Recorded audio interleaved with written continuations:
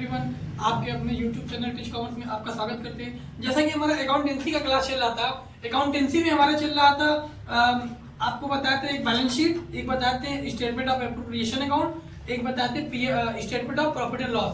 तो आज हम चर्चा करते हैं एक क्वेश्चन का। अब क्वेश्चन को करके आसानी से देखेंगे कि वो क्वेश्चन सॉल्व हो रहा है या कैसे हो रहा है। ठीक है, तो मेरे पास अवतार क्वेश्चन बैंक है। अवतार क्वेश्चन बैंक का क्वेश्चन नंबर 4 हम कराने जा रहे हैं। क्वेश्चन आपको मिल जाएंगे क्वेश्चन में, ठीक है, क्वेश्चन आपको आपके इस चैनल पे मिल जाएंगे। तो क्वेश्चन पढ़ते हैं। निम्नलिखित सूचनाओं के आधार पर 31 दिसंबर 2013 को XYZ का आर्थिक चिट्ठा निम्नलिखित था। निम्नलिखित चिट्ठा तैयार कीजिए, ठीक है, या कंपनी का आर्थिक चिट्ठा तैयार कीजिए। उसके बाद दिया भवन 1,20,000, संयंत्र 1 लाख, ख्याति 1 लाख, उसके बाद दिया विनियोग 1,40,000, उसके बाद देनदार 56,000। तो इन सब पे देखिए, सबसे पहले हम क्या करते हैं, सबसे पहले पीएल क्या बनाते हैं, स्टेटमेंट ऑफ एप्रोप्रिएशन अकाउंट। क्या बनाते हैं सबसे पहले, statement of appropriation account. Underline करके इसको शॉर्ट में बना लेते हैं, ध्यान दीजिएगा। सबसे पहले यहाँ पे कौन सा दिखाएंगे, मैंने बोला था कि ऊपर प्रॉफिट लाभ जो शुद्ध लाभ होगा, जैसे इस क्वेश्चन में दिया हुआ है कि शुद्ध लाभ 1,05,000 है, तो उसको किस नाम से दिखाएंगे, प्रॉफिट बिफोर टैक्स। प्रॉफिट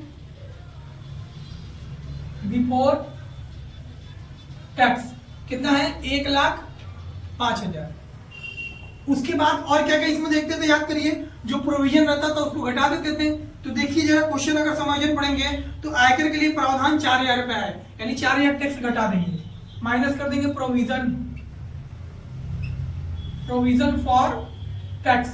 कितना दिया हुआ है, एक है 4,000, तो 4,000 घटा लेते हैं इसमें। तो 4,000 घटाएंगे तो कितना आ जाएगा, 1,01,000। ये आपका क्या हो गया, ये आपका प्रॉफिट आफ्टर टैक्स हो गया, प्रॉफिट आफ्टर टैक्स।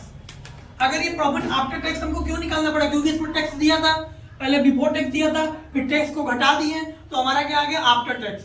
इसके बाद हम देखते हैं, और अगर समायोजन पढ़ेंगे तो वहां लिखा था कि 10,000 का शुद्ध लाभ में 10,000 का सामान्य संचिति में कोष में हस्तांतरित कीजिए। तो 10,000 जो शुद्ध लाभ है उसको घटा देते हैं जनरल रिजर्व के नाम से। तो यहाँ दिखाते हैं माइनस जनरल। पहला हेडिंग होता है क्या आपका, एप्रोप्रिएशन। हेडिंग तो होता है एप्रोप्रिएशन आपका, शॉर्ट में यहाँ डाल देते हैं माइनस। इसमें अंडरलाइन में क्या हो गया आपका, जनरल रिजर्व। जनरल रिजर्व कितना दिया हुआ है, 10,000 हस्तांतरित करना है, 10 हस्तांतरित कर दीजिए। इसको ब्रैकेट में लीजिए। ब्रैकेट का मतलब क्या होता है, माइनस करना। ब्रैकेट का मतलब क्या होता है, माइनस करना। अब आसानी से, अब 1,01,000 में से अगर 1,10,000 घटाएंगे तो जो 91,000 आएगा वो आपका क्या आ गया, balance carried on balance sheet. क्या आ गया आपका, balance carried on balance sheet. अब जब हम रिजर्व एंड सरप्लस अकाउंट बनाएंगे तो वहां पर ये 91,000 का दिखा देंगे, ठीक है। किस नाम से दिखाएंगे, पीएल एप्रोप्रिएशन को, तो खुद ही उसमें हेडिंग रहता है कि रिजर्व एंड सरप्लस, ठीक है। रिजर्व एंड सरप्लस में आपका 91,000 दिखा देंगे। अब इसके बाद हम बनाते हैं बैलेंस शीट, क्योंकि बैलेंस शीट को बनाने के लिए ये होना जरूरी है। बिना एप्रोप्रिएशन के आप बैलेंस शीट नहीं बना सकते। अगर आप बैलेंस शीट बनाते हैं तो आपको एप्रोप्रिएशन भी बनाना पड़ेगा, ठीक है। अब देखिए बैलेंस शीट का फॉर्मेट हम देखते हैं। अब बैलेंस शीट के फॉर्मेट को देखते हैं। देखिए बैलेंस शीट का फॉर्मेट हो गया, यही बैलेंस शीट का फॉर्मेट है। अब इसमें सबसे पहला आता है शेयर कैपिटल। अब ये शेयर कैपिटल में क्या क्या चीज जाता है, मैंने बताया था शेयर कैपिटल में क्या क्या जाता है। एक तो जाता है अंश पूंजी हो गया, जो शेयर कैपिटल हो गया, और उसके बाद पूर्वाधिकार क्षमता, ये दोनों जाता है, या फिर कॉल्स इन एरिया क्या होता है, घट जाता है। तो जरा बताइए इसमें कॉल्स इन एरिया नहीं अवशिष्ट याचना दिया हुआ है। तो क्वेश्चन पढ़ेंगे तो क्वेश्चन में पहले देखते हैं कि अंश कितना दिया हुआ है। अगर अंश देखेंगे तो 4 लाख दिया हुआ है अंश पूंजी। 4 लाख में यहाँ बता रहा है 16,000 अवशिष्ट याचना। जब 4 लाख में से 16,000 अगर घटा देंगे तो 3,84,000 रुपए आएगा, 3,84,000। यानी 4 लाख डायरेक्ट नहीं दिखाएंगे, क्योंकि कॉस्ट इन एरियर था। कॉस्ट इन एरियर अवशिष्ट याचना कितना था, क्वेश्चन पढ़ेंगे तो 16,000 रुपए बता रहा है अवशिष्ट याचना। तो 16,000 घटा दिए तो कितना आ गया, 3,84,000। अब नेक्स्ट हम समझते हैं share reserve and surplus. Reserve and surplus में याद करिए, एक तो आपका 91,000 जो बैलेंस आया था, इसके पहले जो हम फॉर्मेट लगाए थे, यानी क्या बनाया था, स्टेटमेंट ऑफ एप्रोप्रिएशन प्रॉफिट। तो ये 91,000 उसका आया था, और इसमें क्या जाएगा, एक बैलेंस इसमें और जाता है। क्वेश्चन में अगर पढ़ेंगे तो क्वेश्चन में देखेंगे आप कि 16,000 का जो है जनरल रिजर्व। अगर क्वेश्चन पढ़ेंगे तो देखिए यहाँ पे लिखा हुआ है जनरल रिजर्व 16,000। देखिए क्वेश्चन में देखिए, अगर क्वेश्चन में देखेंगे तो देखेंगे जनरल रिजर्व जो है वो ऊपर दिया हुआ है, देखिए 6000 पर संचित कोष, और नीचे दिया हुआ है कितना, समायोजन में 10,000, तो टोटल कितना हो गया 16,000। यानी 16,000 अगर इसमें जोड़ लेते हैं हम लोग तो मेरा क्या आ जाएगा जनरल रिजर्व 0 0 0 6 1 7 हो गया, 9 1 10, यानी 1,07,000 का 1,07,000 क्या आ जाएगा आपका रिजर्व एंड सरप्लस आ जाएगा। ठीक, कैसे रिजर्व सरप्लस, जो ऊपर संचय दिया था संचय कोष वो जोड़ दिए, और प्लस जो आपका स्टेटमेंट ऑफ प्रॉफिट एप्रोप्रिएशन आया था उसको जोड़ दिया, मैंने दोनों जोड़ दिया। देखिए 16,000 कैसे आया, ऊपर दिया था 6,000 और नीचे दिया था संचय कोष में 10,000 हस्तांतरित कर दीजिए, तो 6 10 16,000 हो गया, तो 16,000 डायरेक्ट आप दिखा देंगे, 91,000 वो दोनों जोड़ के 1,07,000 दिखा देंगे। अगला हमारा बैलेंस आता है नॉन करेंट लायबिलिटीज। अब नॉन करेंट लायबिलिटीज में देखते हैं, नॉन करेंट लायबिलिटी में कुछ चीज दिया हुआ है, तो ऋण पत्र दिया हुआ है देखिए 6,000 का, तो नॉन करेंट लायबिलिटीज में 6,000 का ऋण पत्र दिखा देंगे। क्या दिखा देंगे, 6,000 का आपका ऋण पत्र। उसके बाद हम आता है करेंट लायबिलिटीज।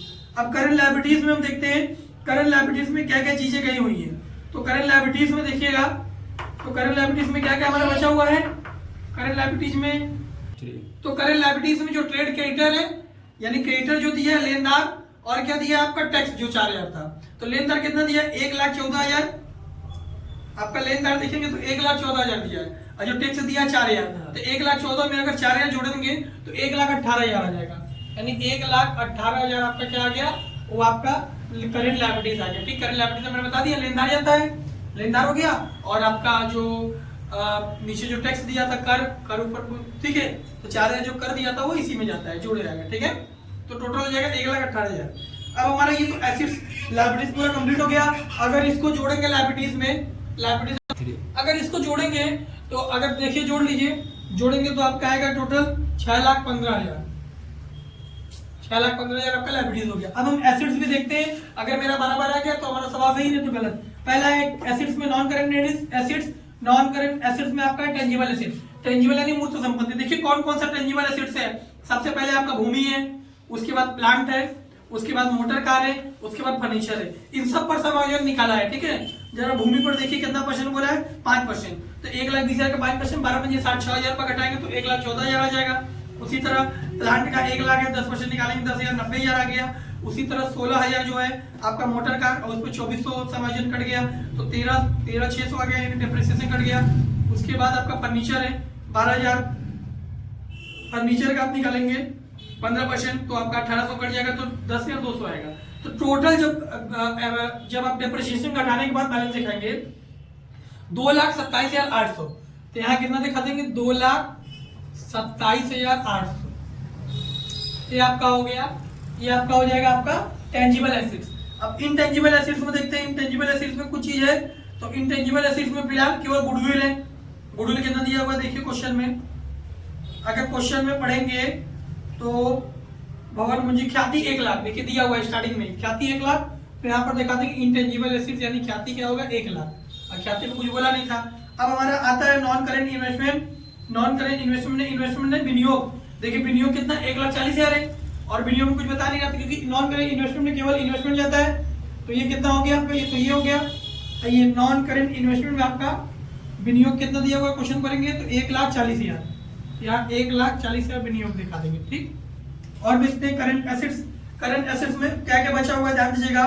करंट एसेट्स में आपका डेप्टर बचा हुआ है, उसके बाद डेप्टर के बाद क्या क्या था, जो यहाँ प्रोविजन दिया हुआ है, क्योंकि देनदार पे बोला था ना 5%, तो 5% घटा देंगे तो 53,200 ये हो गया। उसके बाद इन्वेंटरी यानी स्टॉक जो हो गया 84,000 का। उसके बाद कैश इन हैंड और कैश एट बैंक, टोटल जोड़ेंगे 1,47,200।